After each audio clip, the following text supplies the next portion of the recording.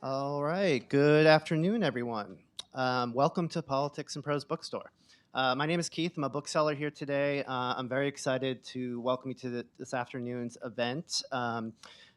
We host events almost every day at our store. We have a calendar of events at the front of the store. If you want to check out what's on tap for the rest of the month, or you can also check out our website for a full list of events. We're also hosting events at our newly reopened stores at the Wharf and Union Market, too, so check those out.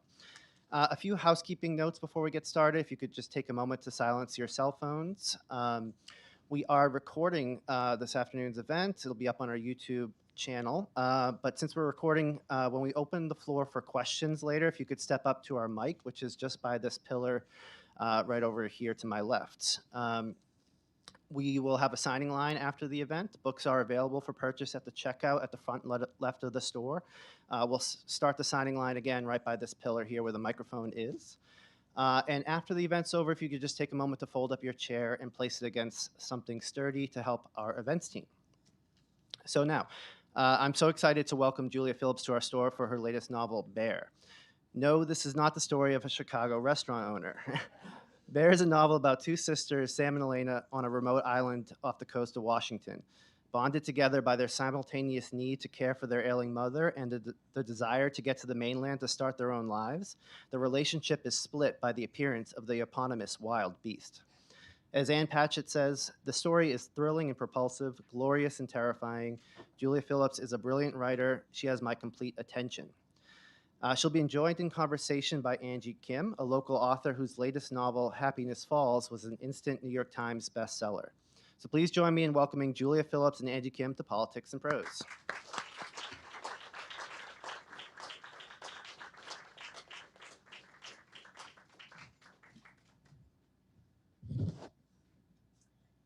Hi. Hi, Angie. Hi, everybody. Hi. Thank you for being here on this holiday weekend. I know. What a beautiful day. I'm so excited to be here. I just wanted to welcome Julia to the DC area. And the last time we were here together was 4 years ago, right? 2019. 5 years ago. 5 years ago. Yeah. Or 2020. One of the other two. Yeah, something like that. Probably 2020. A lot of events happening in 2020. Yeah. So, yeah. Earlier, Yes, right yes. before. Right before. But I do think that I was actually wearing the same dress. So I think it was during the summer. But anyway, I just wanted to say a little bit about how we know each other first because we were debuts together in 2019. And we have gone through so much together. What is this? Our fourth event together now? Something like that. And we are each other's first readers. We share the same editor and publisher, Hogarth and David Ebershoff. And so I'm just so thrilled. And as I kind of feel like I'm the aunt of, Bear. And so I need to start off by bragging about how well it's done and how amazing it is. So I wanted to start with that and then ask Julia to read a little bit for us to get us started. Okay, so first of all, congratulations. It is a new national bestseller and USA Today bestseller and a Washington Post bestseller. So yay, woohoo. And it is, yeah. I think the whole event is just going to be this. It's just going to be Angie It is. reading. It's just me like saying like accolades. let me read you some more reviews that talk about how brilliant it is. So it's an Indie Next pick. It's been anticipated like by everybody, and it's gotten also like starred pre-pub reviews by everybody. And I wanted to just read a couple of ones just because I want to like make it tempting so that you guys all must buy multiple copies to help Politics and Prose and all of you, and give them out as presents to all of your friends and family. So Publishers Weekly called it beautiful and haunting. This is brilliant. Kirkus said it's a bold and brilliant modern fable of sisterhood, class, and our relationship to the natural world. Atlanta Journal said it's an enchanting modern day fairy tale set off the coast of Washington State. And Minneapolis Star Tribune said a page turner that's full of insightful writing. So I suggest to everybody that you get multiple copies to give to all of your favorite, like especially sisters if you have them, because it's a tale of sisterhood. Okay, so first, would you like to just give us a quick little elevator pitch and then do a reading just to give us a little bit of insight into the voice that you use so that we can talk about it? Absolute. Thanks, Angie, for this. I think number 4 event together is my favorite one yet. um, yes, absolutely get this book for sisters, or if you have any bears that you have adopted in your life, definitely pick this up for them. So this story is about these 2 sisters, Sam and Elena, who have had a tough time. They live in this beautiful island called San Juan Island. I don't know if any folks here have been, yeah.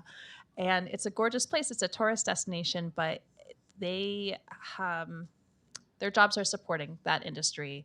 They both work in service jobs. They've been slogging for a long time, and they're really waiting for the day their lives are going to change. And then their lives do change when this animal shows up.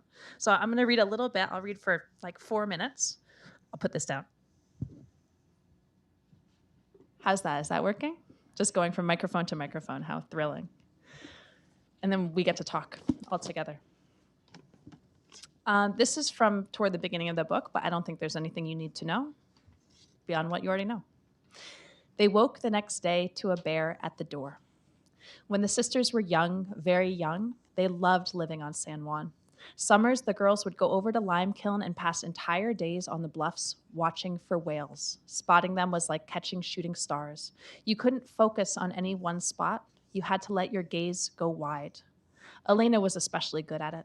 She would jostle Sam's elbow and say, "Humpback."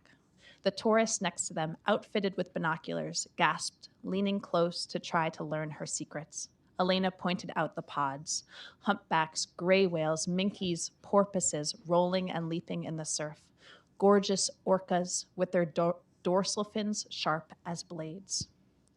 The girls' playgrounds were the stack of driftwood on the beach. Deer peered at them from the hills. The sisters hid behind bleached logs and called out to each other. They dangled seaweed, salt-smelling from their fingertips. They stacked sticks to make shelters, then crouched inside. Did they know then how little their family had and how precarious their grip on that little bit was? They had no idea.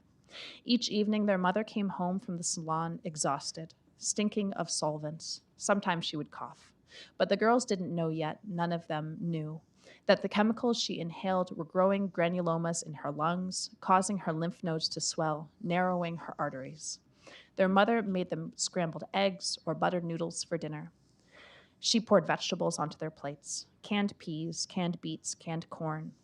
They told her what they'd seen on the island that day, and she oohed and awed, making them proud as young queens. Their power went out some days in winter. Elena rubbed their mother's shoulders in front of the TV. The sisters crouched on the forest floor of their property, studying mushrooms, telling each other stories. They were heroines. They made magic. They were the girls at the center of a fairy tale, and they, along with their mother, would live in such bliss all their days. This was not a fairy tale. They were not, faced with this beast on their step, brave. Sam woke up to the shock of a door slamming and Elena's scream. Hearing the tumult, Sam knew immediately, horribly, that Elena had found their mother dead. Sam had been bracing for that moment for years, but still it knocked her heart out of her chest. She couldn't breathe, couldn't think. She tumbled out of bed, hit the floor with both feet, and ran. Elena was in the front hall shaking. Sam was shaking too by then, coursing with dread and adrenaline, trying to prepare for whatever it was they would have to do. Their mother, their anchor. "Where is she?" Sam said. "There's a bear." From behind her bedroom door, their mother was calling, "Elena?" Sam couldn't adjust. A fucking bear," Elena said. "Oh my God." She pressed her hands to her face, covered her eyes, her trembling fingers stretched to her hairline, threading under the blonde strands. "It's right outside." Their mother's door opened. She was repeating her names. Sam said, "There's a what?" "There's a bear," Elena said, took her hands down. "What do we do?"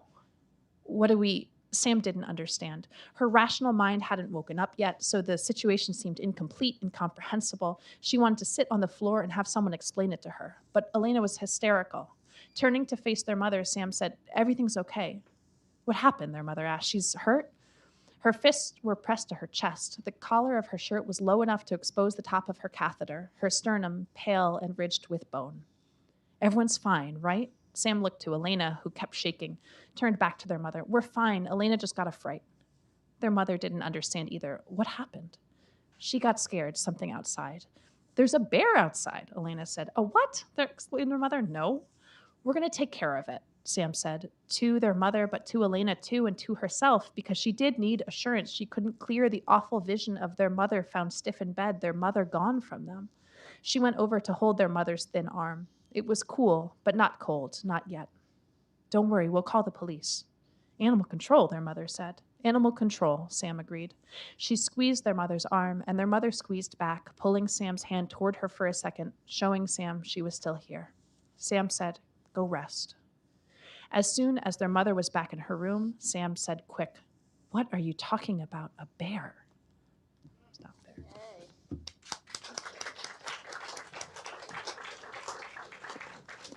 Okay, I have to point out one thing, which is I was actually possibly going to bring this up. And the first thing that you started with, they woke the next day to a bear at the door. You guys know? Can you see? It's the one sentence chapter. It's like my favorite chapter. I love it. It's my favorite chapter too. It has no extra words in it. I know. You followed Strunk and White really, really well. Omit needless words. I love it. Okay, so I wanted to talk about the origin story of this. So a lot of reviews have talked about how this is a modern day fairy tale. Tell us, and also there's an epigraph that it starts with, which is one of the Grimm fairy tales. Tell us a little bit about that and how you got started. I'm kind of laughing a little bit because backstage we were sort of saying like, this is going to be an interesting conversation because I know the answers to all of these questions that I'm asking because we've discussed them so many times. But it's really fun, and so we decided that we would have to like just tell you guys about it so we don't feel awkward. But I'm going to try to surprise you, okay? I'll try to say things that you don't know. Okay, cool. And I'll try to surprise all of you. I really love, I don't know if anyone else noticed when Angie held up her book that her book is a little bit worse for wear, which I really, really love because it brings me back to this collection of fairy tales that I carried around as a kid, which I dropped in the bathtub many, many times and which looked like this, I will say. I had these fairy tales, these Grimm's fairy tales that I absolutely loved as a kid, and I would carry them around with me. And there was one story in particular called Snow White and Rose Red that I found very compelling. And it was, I would not say a major fairy tale. This is not the Snow White of Snow White and the Seven Dwarfs. This is it's about two sisters in a cottage with their mother. You may see the overlap here, and a bear comes to visit them. In the fairy tale, the bear is enchanted, and he comes every night. He sleeps on their floor. They roll around with him a lot. They like touch his fur a lot. As a kid, I didn't understand this story, and I didn't understand what it was that I found so compelling. I didn't know the word perverse yet, but it was a perverse story, and I found it very strange, very strange. I thought, what are these girls doing with this animal? I don't understand what's going on. That story then got retold for me when I started this novel. I started this novel at a time in my life where I felt separated from. I started in 2021. I don't know if anyone else had like a fantastic previous year. I did not have a fantastic previous year. And I felt really far from any understanding of where I was at, what I was doing. I really didn't recognize myself or my own life. And I certainly didn't recognize my own writing. I thought, I don't understand how to connect to, on the page, my own passions or obsessions or curiosities. And so when I started this project, I was thrilled and moved to like go back to the core. Well, why did I want to write in the first place? What made me love stories? What are the obsessions that have stayed with me forever? And this story was such a fundamental one for me. But I tried to take the pieces and make its own sense to me. So there is not magic in this story the way that there is magic in the Grimm's fairy tales. The setting, the conditions are very, very different. In the Grimm's fairy tale, it's of course like necessarily so spare, and it's just as like there's two virtuous girls and they live with their mother and everything is wonderful and they talk to animals, and there's a little bit more on the page here. No, definitely. But I remember when you first told us about it, we were in a Zoom with like other people, I think, and you were saying that you wanted to write about, these two sisters and a bear who comes to visit them in the woods. And I was like, I don't really understand, like, what kind of story is this going to be? It was really interesting, and to see. And then when I read like the first draft of it, I was like, oh, I understand now. This is just so. But and you say that it's not magical or there isn't like fairy tale quality, but of course there is. So there is a real bear. Like the bear is real, and the girls are reacting to the bear in a way that like most people would, like, being scared and all of that sort of stuff. But of course it grows, like, because there is the symbolism of what the bear represents to each of the girls and how they respond. So given that, the voice that we just heard you reading from is a third person from Sam, one of the sisters. Tell me what it was like to focus on that voice throughout the entire narrative when your first novel had 11 POVs, of course, because Disappearing Earth, and also I don't know if we bragged about this part of Julia's bio earlier enough, so I'm gonna just pause for a second and just remind everybody that Disappearing Earth was a finalist for the National Book Award, and it was one of the New York Times Book Review's top 10 books of the year. And also for her next book, she just received the 2024 Guggenheim Fellowship. So yay. This is it. This is the whole event. It's just Angie. I'm so excited. Angie gassing me up while I get to sit here. Yay. It's my favorite. It's my favorite too. But back to Disappearing Earth and sort of your experience writing that, which is linked stories, 11 very different voices and women. And then instead, now you're like focusing in on one life, one family, one voice all the way throughout. Was it easier? Was it harder? Talk a little bit about that. This book came out in a way that I don't think anything ever, certainly nothing ever had before, and I don't know if anything ever will. I don't know if easier is the exact right word to use, but it came out without, it was like a propulsive experience for me to work on. And the first Disappearing Earth, which was the first book I published, was not like that. And the manuscripts I have in drawers were not like that. But this one came really clear and with a lot of momentum for me. And I think it was in part because of the not switching voices.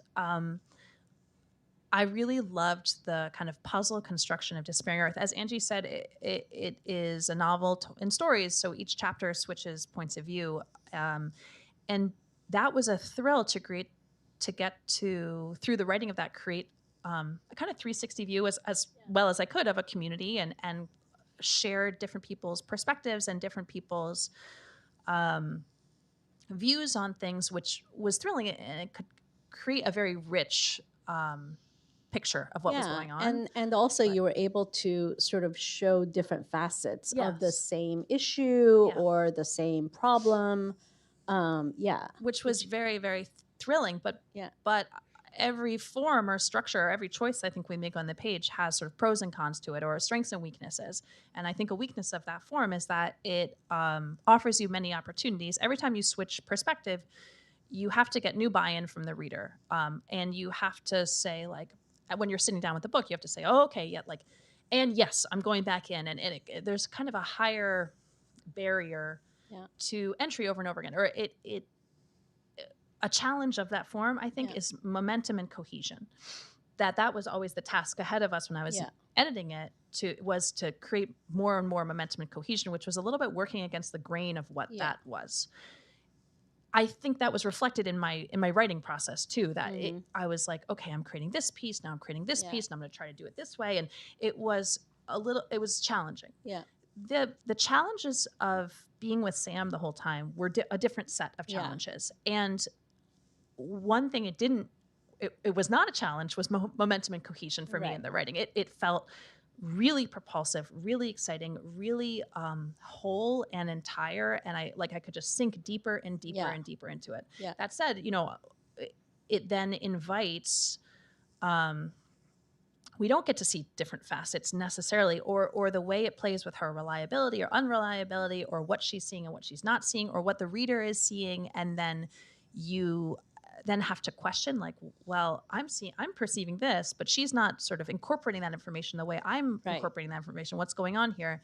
That was an aspect of the form that I didn't have with Despairing Earth. That was a challenge in a different direction. Yeah, no, definitely. I remember when you were writing this, you were saying, it's just coming so quickly, and it's such a weird story that I'm writing, but it just keeps on coming and coming, which was funny because I was also writing, from one person's perspective for my second novel at the same time. And I was having the opposite experience where I was like, it's so hard writing from this one person because I feel like, I'm so frustrated. I want to sort of be able to, when you're stuck with a story, then you want to sort of be able to skip to somebody else jump and to a different place and see what's happening in the world. It's like almost like having a little bit of ADHD and getting a little bored and things, but you had such a propulsive, intense experience that I think Sam was going through that you didn't have that issue at all, which is really cool. Well, it's interesting. I think both of us, both of the books that we were writing were informed by the conditions of the pandemic. Yeah, that's true. I think for sure. Very, very explicitly in yours, it's like really set in that moment. And yours is set like afterwards, right, and kind of such that, and a lot of what she thinks, I think, is informed by what she went through. I think very much too, and I think a lot of the writing experience was also, I don't want to speak for you, but for me, like very informed by what we all went through, and I think there is a stuck feeling to that. On the page or reading, or where you feel kind of trapped. You're like, I want to just jump to a different existence, but I can't. Right. But there's also this intense desire for freedom or for understanding or I love that because so I was looking through my notes from the last time that we were at Politics and Prose together talking about your first book. And one of the things that I said was something that you do so well is depict the sense of isolation of being an outsider or foreigner and trying to fit in somewhere that's not necessarily welcoming. So here it's so interesting that you do the same thing, but in almost the opposite way, right? Because Sam is from the island and she desperately wants to leave, but it has that same effect of feeling isolated and feeling misunderstood and feeling like she's not part of the community. Yeah, she's already decided that she's not going to fit in. I think there's an intensity of experience that comes from just sitting in one person's voice. And for her particular voice, I found it delicious and liberating and freeing to write about someone who was not trying to fit in and who was really clear on their own desires, which was sort of to like, I'm sorry to keep cursing in this beautiful institution, but like to say fuck you to everybody and go. Yeah. She wants that so badly that she can't, it's become the blinders that are on her. She can't perceive if someone is trying to be kind to her or is ready to welcome her in, she cannot accept that because it's contrary to the reality that she's made for herself. Yeah. And I do think it's the flip side of the coin. When I talk about my first book, I say like the message of that book to me is that connection can save us, community can save us. Yes. And I think that the message of this book for me is how disconnection destroys us. That kind of refusal of anyone's extended hand, or a refusal of someone to put their hand out themselves to say like, I'm just going to do it myself. I'm going to figure it out myself. I don't need you, is so harmful. Especially since her sister has the opposite, impulse. And so, and it also comes with the bear too, with nature, and be connected to, nature and the bear, which is not really part of their nature. It's actually an outsider. It's a stranger who's visiting, who's upending everything, which I think is a really, really interesting way of exploring that too. Yeah, her sister's reaching out a hand in a way that is probably not the safest. Reaching a hand to a paw. Yeah, here. No, it's definitely not the safest. But it's I mean, exciting. but it's exciting, exactly, because I think one way that we can try to, go outside of ourselves and to sort of escape mundanity and escape, the bleakness of your life, which Sam feels like she has in her home island, is actually she could embrace this, strange thing that's happening, this bear. Like, some people would be like, oh, well, I'm going to just like go all in on this bizarre magical thing that's happening. But she doesn't do that. She really fights that. Yeah, she does really fight that. And it was so fun because of that to have both siblings, because Elena does go all in on it. She really, really embraces this bizarre magical thing that's happening, which I think all of us, this is to me the magic of fiction, that it pushes us a step farther from our usual lives. It kind of like takes the notch and turns it up a little bit. So if you feel isolated in your life or stuck in your life, then in fiction, then they're stuck on an island, or, if you feel disrupted in your family, like a member goes missing, like this is, it creates a kind of externally dramatized story around this internal experience that I think so many of us share. And I think Elena's experience of pursuing this bear is a dramatized version of something that so many of us feel, which is a desire to just like get out of our own heads for a little bit, get out of our own lives, why do we read books if not for that? Or you go to the movies, or you do drugs, or you like go bungee jumping, or you just want to get out of yourself for a second and feel pulled into something that is bigger and more exciting and full of adrenaline and beyond you in a way that is thrilling. I actually don't remember the answer to this question. Good. I don't know if we've actually ever discussed it. There's something I'm not going to do any spoilers. This is a spoiler-free discussion. But there is something that happens at the end that is shocking. And did you know the ending when you set out to write it, or did that come sort of as you were writing? I think it came out, I'll tell you, I think you'll like this story very much. Okay, this is maybe I hope it doesn't sound too inside baseball to tell a story about my wonderful literary agent. When I first proposed this idea to her, I had this whole pitch written out. I was like, it's like Alice Munro meets Grizzly Man, and it's going to be, it's like, I had all these big ideas about how it was going to be. And I said, and at the end, one of the sisters is going to give birth to a bear cub. And she said, I love this idea. I think this is so exciting. And I love that you don't know where it's going to end.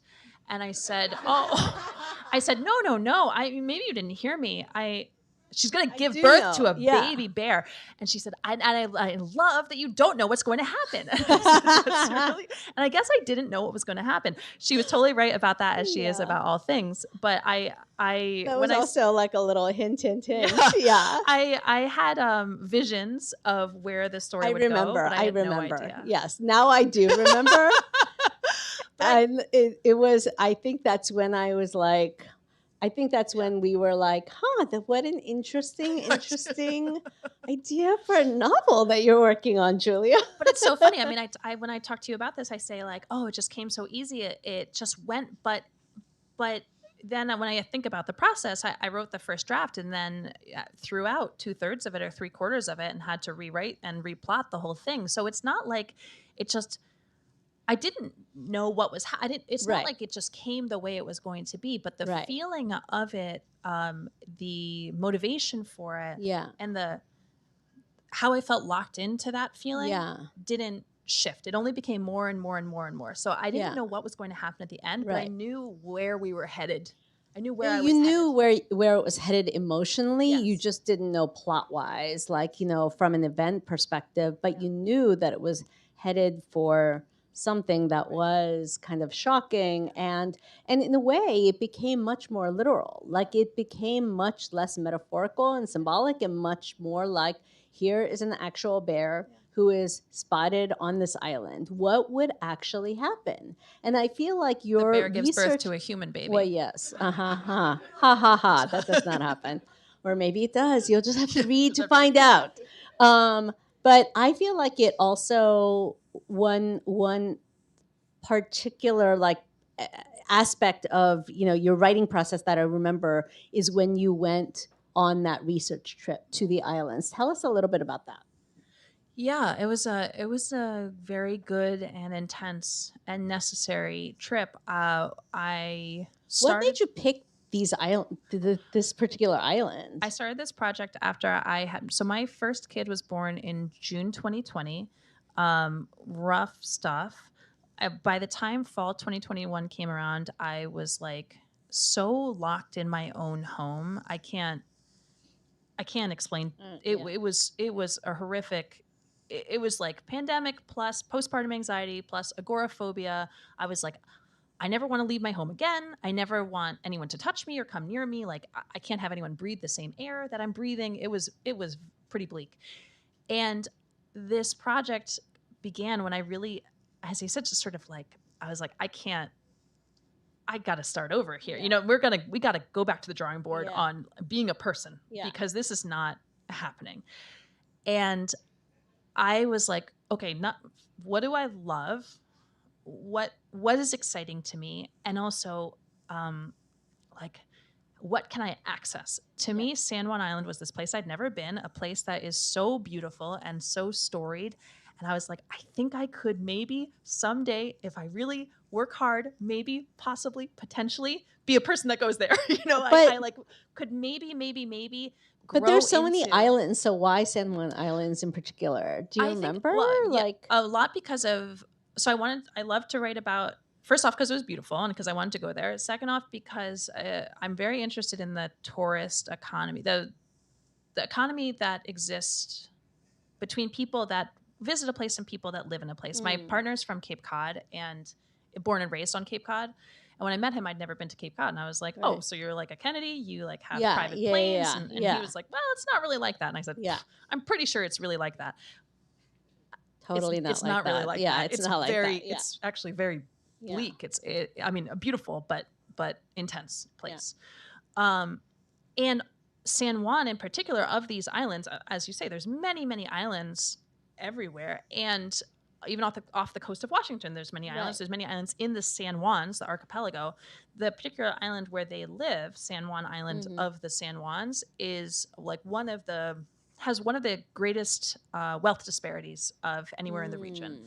It has a really strong divide between the haves and have-nots, or the people who are coming there to have their third home, or coming to retire there, or coming to vacation there, and the people who are not having that experience. And I really wanted to write into that.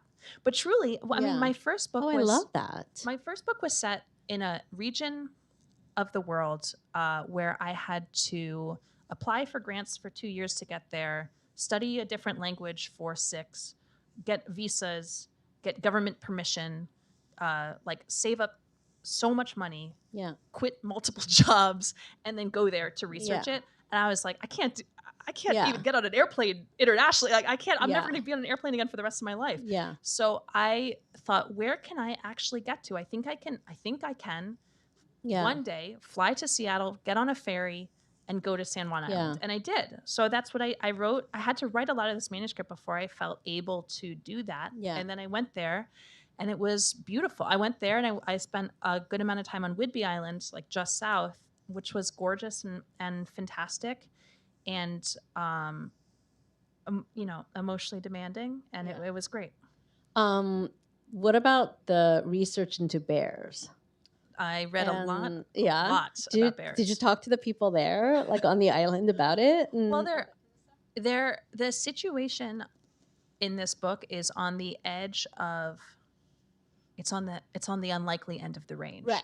which is that they have had black bears come through this area, but not a bear that is like this in particular. Which is a grizzly. Which Right? which I feel is a grizzly. Yeah. Which the girls feel is a grizzly. Yeah. And the kind of interactions they have with it are on the edge of. Yeah. No, absolutely. So I wonder. I just imagined you going to, like the park ranger people and being like, so, in my novel that I'm writing, this happens, and the grizzly bear comes, comes, and a grizzly, and this happens and that happens. Like, how would you react to that? Like, what would you, I didn't ask those questions. I went to the library and I said, how many memoirs do you have by folks who like live on San Juan Island? Yeah, and they yeah. said, here's our entire section of self-published memoirs. And I said, perfect. And I read them all. It was, I really like spent a lot of time taking pictures of, what was the economy there in 1950 and when did the cannery close and, what areas are wooded and what aren't. It was like more research. Yeah. The bear research for me was lot of stories out of like Montana, Idaho, and Alaska.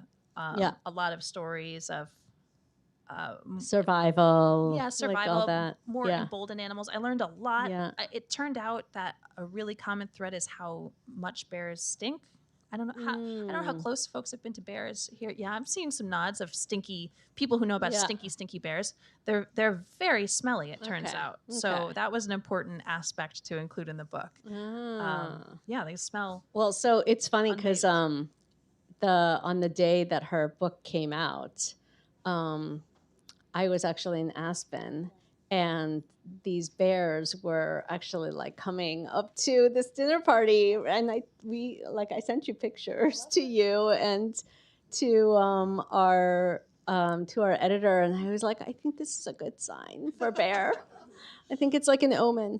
So another thing. I'm going to interrupt you, but this is the thing about bears, I think, that's quite particular to them, is that they do show up in our fairy tales, in a part because they show up in our lives. Like so many people have a story about them, totally, and an association with them that is this mix between like, well, here is this major predator, here's this apex predator that can destroy me, and also here's this animal that's crawling onto my porch and trying to eat my garbage, and also here's this teddy bear that I take into bed with me. It's the whole teddy bear thing. As you were talking about, the fairy tales, and when you were a little girl, I was thinking like, of course you were thinking about that because you have teddy bears that you're hugging and like kissing and, and so of course, like you don't think of a bear as, and so to you, like, these two girls in the fairy tale, like, being delighted by this magical enchanted bear who comes, of course you're going to think that. Being delighted, and then also at the end of the fairy tale, that bear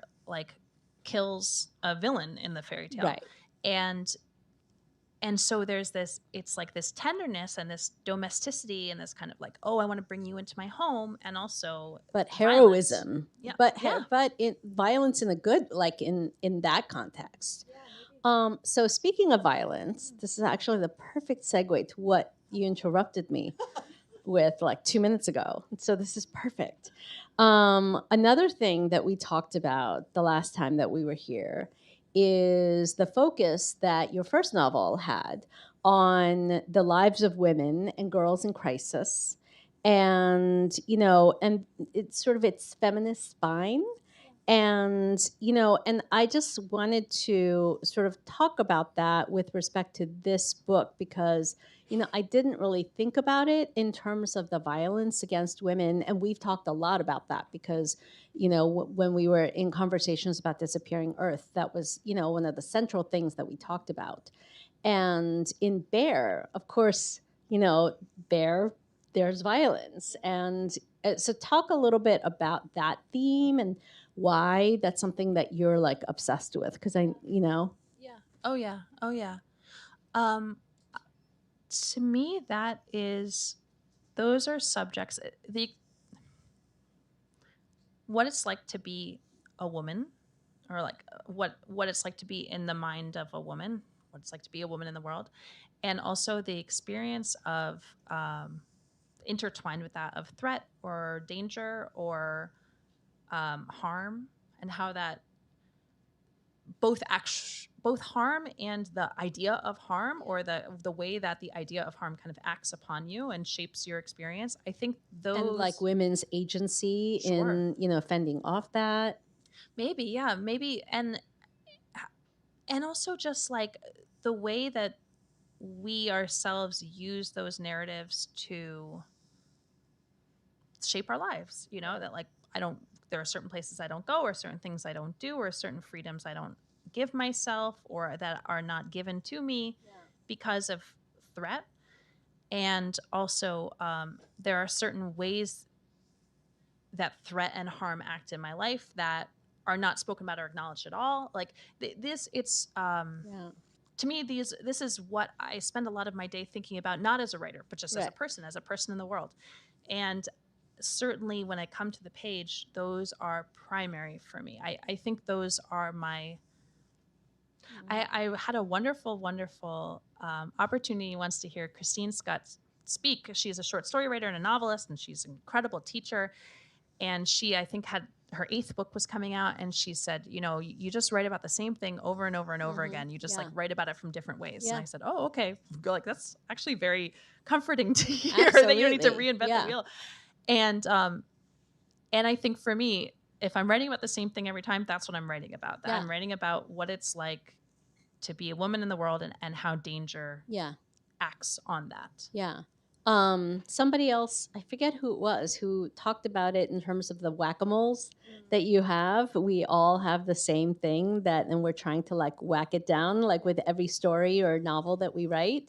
And yet the same thing keeps on popping up in a different hole, and we have to keep on trying to, slam it down. I forget who it was. Maybe Gary Steingart. I don't remember. That sounds like a very funny and charming right. anecdote. It seems like the kind of thing. Yeah. But back on the violence thing, and then I'm gonna hand over the questions to the audience. So if you want to start thinking of like how you want to phrase your question or whatever, and start lining up, this would be a great time to do that.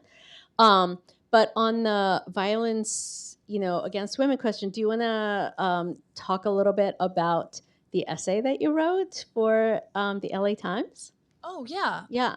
Because that's about man versus bear. Yeah. I don't know how much time on TikTok you guys have been spending, or I see that. But there was maybe a few weeks ago a very, very, actually, I kind of want you to tell us about man versus bear, but yeah, no pressure. Will you summarize it for us? Oh, sorry. Yeah.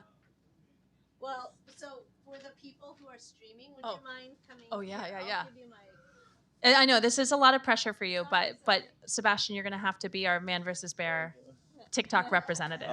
It's just very simple. It's the question is, if you ask a woman if you were stuck in the forest or anywhere where bears, would you prefer to be stuck with a man or a bear? And most people choose a bear. And I think so tell me if this is true, but I think on TikTok most people are choosing a bear because it's sort of the lesser evil. They're saying it's statistically, it's much more likely that I'll be hurt by a man than by a bear. So kind of by dint of... Although probably not in that specific situation. Who knows? We'll have to look at our Trapped in the Woods statistics. But people are sort of choosing the bear as less fearsome. I think it is also possible to flip that question over and say not which one is less scary, but which one is more exciting. I wonder if a lot of us, if you went out in the woods and you got lost and then you bumped into someone and they said, oh yeah, I'll show you the path.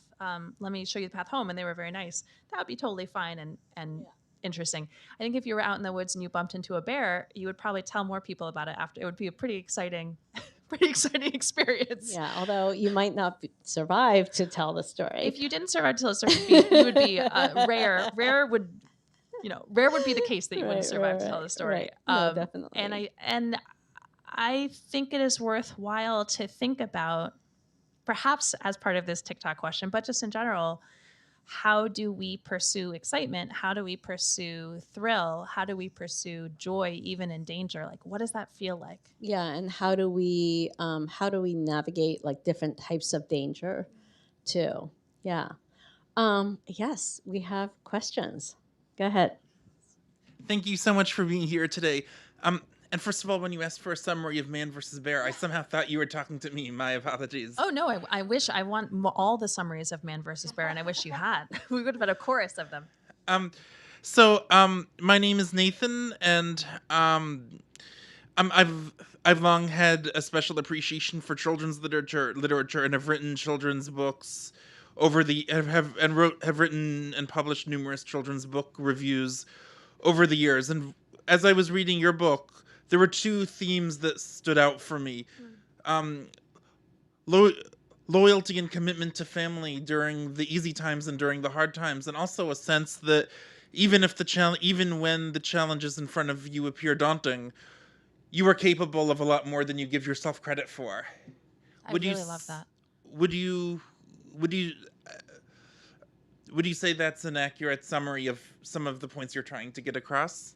I love that. I really, really love that. And I love that framing. Yes, I would say that's an accurate summary. And I love that framing of it in the context of children's books. The one about loyalty and commitment, to me in particular, is a very, very strong part of this story. We've talked a lot about bears and what they smell like and how scary they are when you come across them in the woods. But the story is at its core about these two sisters and what it is like when the person you grow up with starts to grow away from you, and how you know this person better than anyone. I think this is true for a sibling or an old friend or a partner or any long-term relationship. You know them so, so well and you're loyal to them, but you also don't sometimes don't know them, or you take things for granted, or you see past them, or what you are loyal to is to you have an allegiance to something that that person might even say like, that's not what I want from you at all.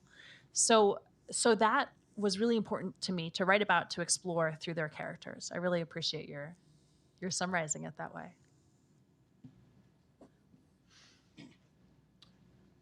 Your first book Yeah. was, I found it was rough. It was an adventure story. It was a mystery. I found it's almost like a police procedural in there, and it was scary, elements of a horror thing. So I was interested when I was reading about your new book, and I've only read the Kindle free sample because I knew I was going to be, right. I was going to be buying the book here. Yeah. And I didn't get that much out of the first chapter. And when I hear it's like a fairy tale, Yeah. that's so much different than your first book. Yeah. Yeah. But now I'm sensing from, the conversation that it might not be that Yeah.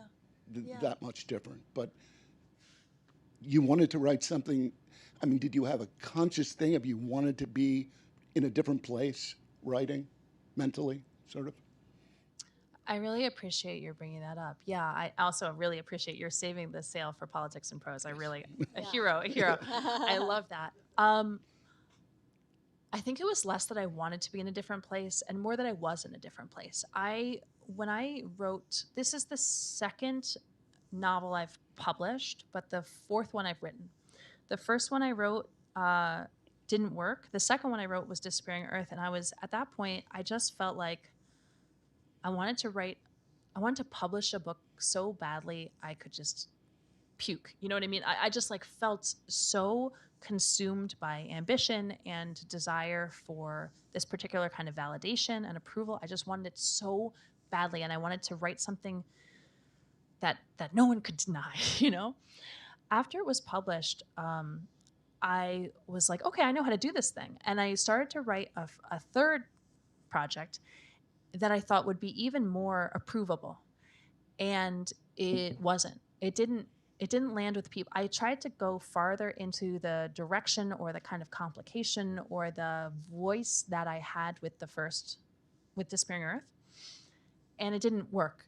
And it wasn't landing with people. And I had to realize, like, well, I don't know what on the page resonates. I don't know how to create a story that'll hit for other people. So all I can do is create a story that hits for me. And where I was at the moment that I wrote this was in such a different place than I had been. And where my preoccupations sat were like they were on the darker side of that coin. They were still the same questions about violence and womanhood and community and connection, but where I'd gone was different, and like the darkness in me had grown maybe, and my voice had changed, and so it couldn't be any other way than the way it was. And I wonder how it'll feel connected or disconnected. I don't know. I don't feel able to evaluate the reader experience anymore after the past few years, but you all are my test cases, and I'm curious to find out.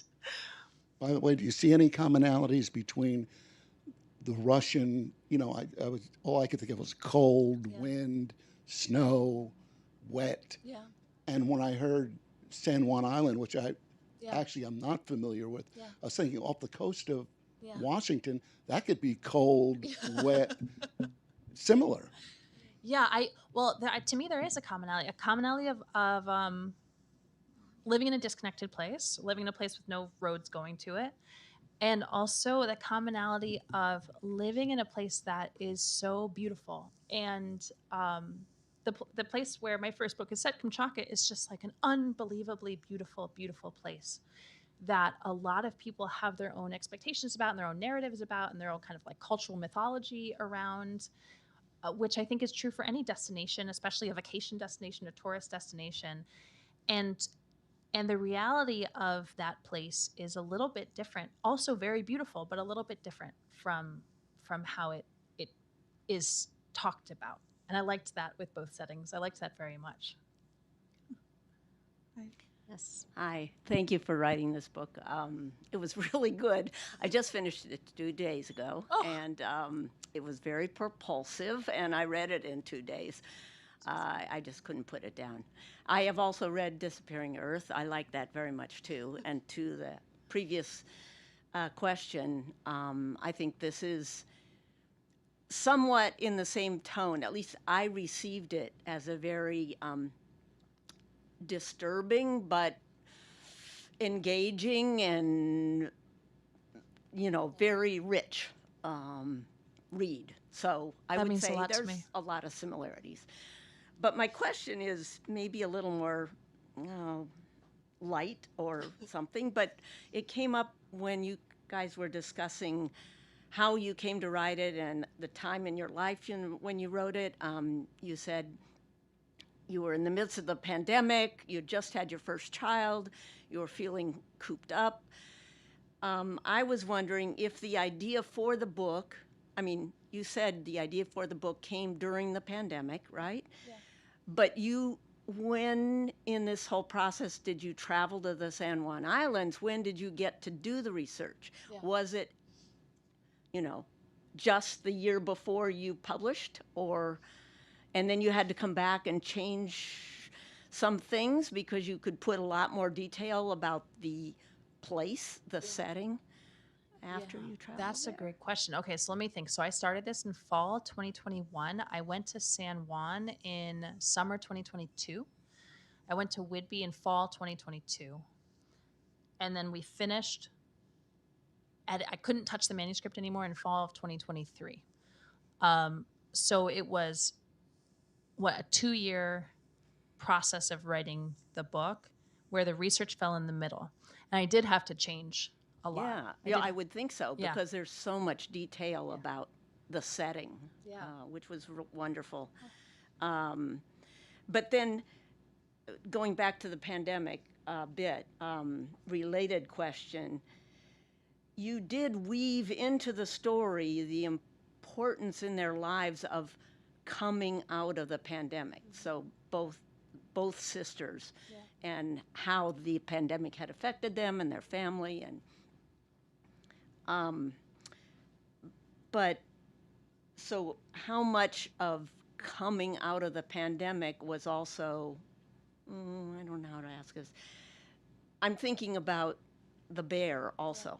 the disruption the bear caused and the disruption the pandemic caused. And how important, I guess this is the question, how important was it to you to weave pandemic into the narrative? Or could you have told this story without ever, referencing pandemic? Because that's the only thing that tells you exactly when this took place. Yes, totally. It had to be Right. 2022, 23, Yeah. as people were coming out of the pandemic. Yes, absolutely. So I think you guys can hear when I don't feel able to talk about my own contemporary life without talking about that experience. Okay. That it was, I've come to realize that we all have had really different experiences of being shaped, or the kind of ripple effects have rippled differently for everybody. And I think there are some of us who are like, that's something that happened. That was a wild experience. And like now my life is in a different place and they're disconnected. I don't feel that way in my life. I feel that the way I am now, it has been shaped by that experience. And that in, 50 years, when my grandkids come over, I'm going to do something and my kids are going to be like, well, Mima lived through the pandemic and that's why she is the way she is. You know what I mean? Like it's going to continue to be this foundational aspect of some parts of me. And so that's my filter right now. That's how I see things. And so when I think about these sisters, this story, contemporary, set in a tourist economy where tourists stopped coming for a while, sisters who are in financially stressed straits, which these past few years have exacerbated, sisters who have a mom who has a lung disease, which has been its own layer of fear and distress over these past few years. It doesn't seem possible to put their life on the page without that background. It's not their present anymore, but it is still their present. It still is. And maybe always will be for them. It's going to have a long tail, this experience for them, as opposed to bears, which have a short tail. Sorry. It's hard to resist a pun. We have just a few more minutes and a couple more people in line. So I will be shorter. I also have a short tail. No. Let's. So I bought the book yesterday afternoon around 5 o'clock, and I finished it before noon. Oh, you guys are really making my day. It's great. Yeah, I appreciate it. And I'm so glad you're here because I finished reading it and I'm talking to my boyfriend on the phone and he's like, well, how was it? And I'm like, I have questions. so I hope some answers. Well, I'll keep it short and not to have any spoilers either. But the big thing I was thinking about was symbolism, right? So the bear represents and it's not giving anything away really. The bear represents the coming of death and change for different characters, both of which in a way Sam has been waiting for in many years, but then she also really wants it to go away, right? So does the bear symbolize something else for Sam? And can you talk about just overall symbolism in the book? Yes. Okay. I'm going to answer concretely the first part and then I have to think about the second one. So the bear, I think, absolutely represents change, exactly as you said. And there are, and both the sisters have been waiting for change. But a kind of change that, as Sam, as you said, for folks who haven't, read the book overnight, and why not? Why haven't you? Both these sisters have been waiting for their lives to change for a long time. They are waiting for sort of the next phase to come.